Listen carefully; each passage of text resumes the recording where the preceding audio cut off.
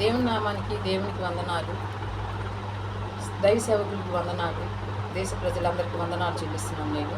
నాకు వచ్చిన దర్శనం ఏంటంటే, తెల్లవారుజామున దేవుడు గొప్ప దర్శనాన్ని నాకు ఇచ్చాడు. ఆగస్టు నెల 16వ తారీఖున 4 గంటల నుంచి నేను మామూలుగా దేవుని ప్రార్థన చేసుకుంటూ అలాగున్నాను. నేను అంటే మంచం మీదే ఉన్నాను, నేను లెగోలా. అంటే తెల్లవారుజామున లేచి ప్రార్థించుకునేదాన్ని. అలాంటిది, ప్రభువా నీలో మేము ఉండాలి, ప్రభువా నీలో మేము ఉండాలి, నిన్ను ఇడిచిపెట్టి మేము ఉండకూడదు ప్రభువా, అయ్యా ప్రభువా అని చెప్పేసి దేవునితో నేను మాట్లాడుకుంటూ అలాగా ఉన్నాను. నేను పడుకుని దేవునితోనే మాట్లాడుతూ ఉన్నాను, స్తుతి చెబుతూ ఉన్నాను. విలాప గ్రంథంలో దేవుడు ఎలాగైతే బిడ్డల కోసం నీ బిడ్డల కోసం కన్నీరు విడిచి మొరపెట్టమని దేవుడు మాట్లాడినట్టుగా ఆ వాక్యం నాకు నాలో నుంచి వస్తుంది అనమాట. నేను ఇంకా ప్రార్థన చేసుకుంటూ అలాగ ఉన్నాను అనమాట. మంచం మీదే ప్రార్థన చేస్తూ మంచం మీద ఉన్నా. బాగా డీప్లో నిద్రపోయాను. నేను నిద్రపోయినప్పుడు తెల్ల బట్టలు వేసుకుని అందరూ ఏడుతున్నారు. మాది మోత్కూరు, నేను ఇస్రాయేల్ గారి కుమార్తెని. నేను అయితే అక్కడ నేను మా ఊరు వెళ్ళాను అనమాట. దర్శనంలో దేవుడు నాకు అక్కడికి ఎందుకు తీసుకెళ్ళి మా ఊరు. అక్కడ అందరూ ఉండి అందరూ ప్రార్థన చేస్తున్నారు, దేవుని చూస్తున్నారు. అందరూ ప్రార్థన చేస్తున్నారు, తెల్లబాట్లతో బాగా ప్రార్థన చేస్తున్నారు. అందరూ వణుకుతూ ప్రార్థన చేస్తున్నారు, దేవుని వైపు చూసిన వాళ్ళందరూ ప్రార్థన చేస్తున్నారంట. వాళ్ళు మై మరిచిపోయి ప్రార్థన చేస్తున్నారు.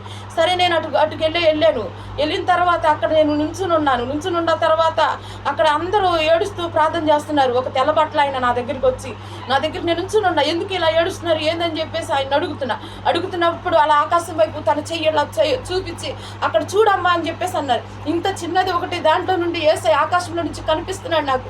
నేను చూస్తున్న ఆ దర్శనాన్ని గాడిద మీద ఎక్కి ఆ ఎర్రటది మనం ఇట్లా టవలాలు వేసుకున్న అలాగా ఉంది, పెద్దది తెల్ల బట్టలు వేసుకుని గాడిద మీద కూర్చొని ఉన్నాడు. వాటిలో స్పష్టంగా నేను దేవుని చూస్తున్నాను.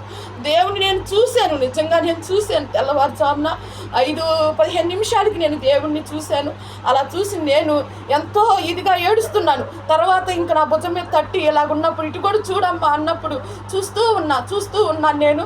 మరి దేవునికి వందనాలు. నిజంగా ప్రభువుని యేసయ్య ఉన్నాడు, ఆయన వస్తున్నాడు, ఆయన రాకడ సూచనలు ఇవి. మరి అందరికీ దేవుడు దర్శనాన్ని ఇస్తానన్న దేవుడు వస్తున్నాడు, ఇస్తున్నాడు గొప్ప కార్యములు. దేవునికి వందనాలు ఈ దర్శనాన్ని ఇచ్చినందుకు. నిజంగా మనందరం రక్షణ పొందాలి, ఆత్మలు ఆరిపోకుండా వెలిగించుకోవాలి, మన బిడ్డల కోసం మన కోసం ప్రార్థించాలి. దైవజనులు చెప్పే వాక్యాలు కూడా మనం వినాలి. అలాగా మనం ముందుకు పోవాలి. దుష్టుని తొక్కివేసే శక్తిని మనం దేవుడిని అడిగి ప్రార్థిస్తూ ముందుకు వెళ్ళాలని ప్రతి బిడ్డని పేరు వరుసన దేవుడు దీవించి మన ఆత్మను రక్షించుటకు దేవుడే మనతో మాట్లాడి మనల్ని అలాగ ప్రార్థనలోకి ముందుకు నడవాలని నేను వేడుకుంటున్నాను. మీ అందరినీ చేతిలో నిజంగా అడుగుతున్నాను. మీ అందరి పట్ల దేవునికి కృతజ్ఞతాస్తుతులు చెల్లిస్తూ నా బిడ్డలు మమ్మల్ని దీవించాలి. దేవుడు ఇచ్చిన దర్శనము నేను స్పష్టంగా చూశానమ్మా. మీ నిండు వందనాలు యేసు నామమున అడిగి వేడుకొని ప్రార్థించుకుని పొందుకున్నాను తండ్రి.